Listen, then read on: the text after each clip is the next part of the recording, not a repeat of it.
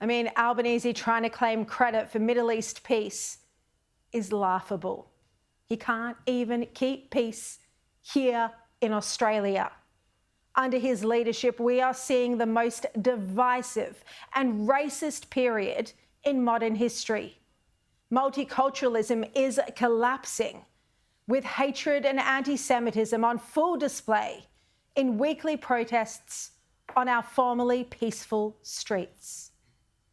An editorial in The Australian says that the Opera House rally of October 9, 2 years ago, was a disturbing sign that anti-Semitism lurks behind the nation's multicultural facade.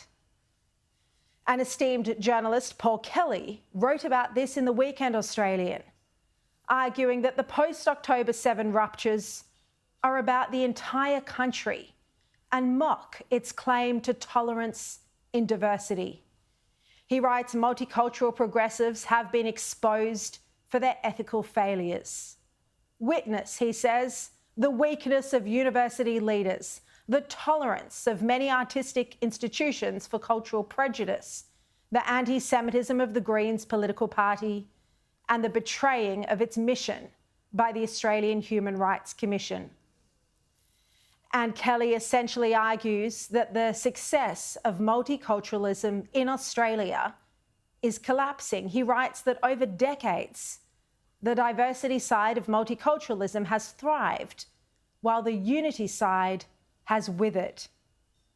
And yet, our own Prime Minister sits stunned and idiotically refuses to lift a finger, still refusing to implement Gillian Siegel's anti-Semitism plan or the recommendations from our Sky News summit back in February. The Manchester terror attack should serve as yet another wake-up call for the Prime Minister and for Tony Burke.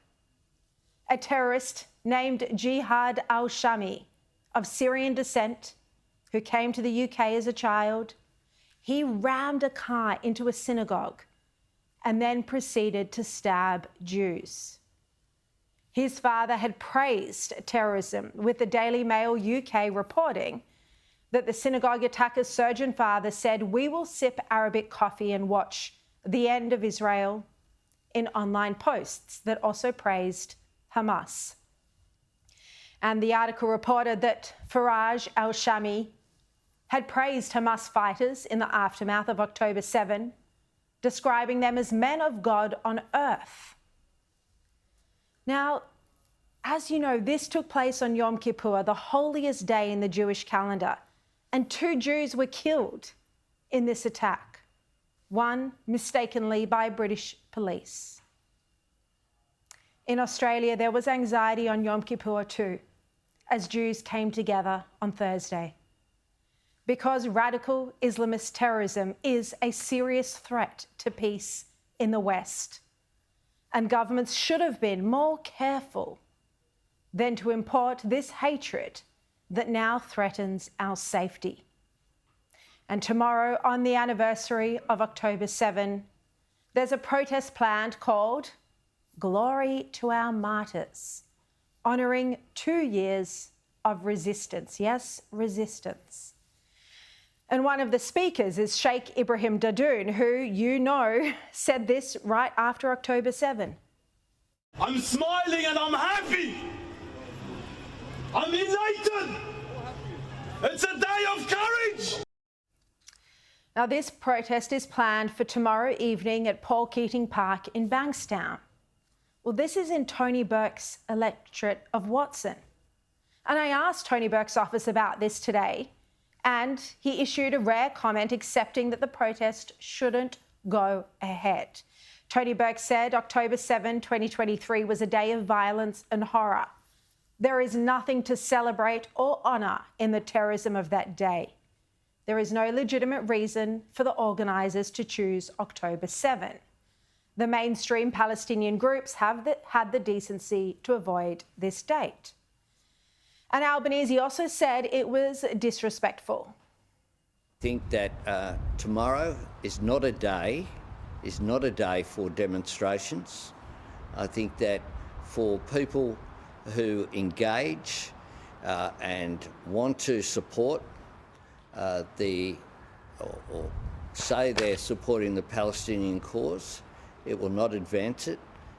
It will set it back in terms of support here in Australia. Tomorrow, October 7, is the 2-year anniversary of the greatest number of murders of Jewish people since the Holocaust. That needs to be commemorated. And it's certainly really good that the Prime Minister has said this protest shouldn't go ahead. But it's worse than his comments made out, because this protest is not just highly offensive.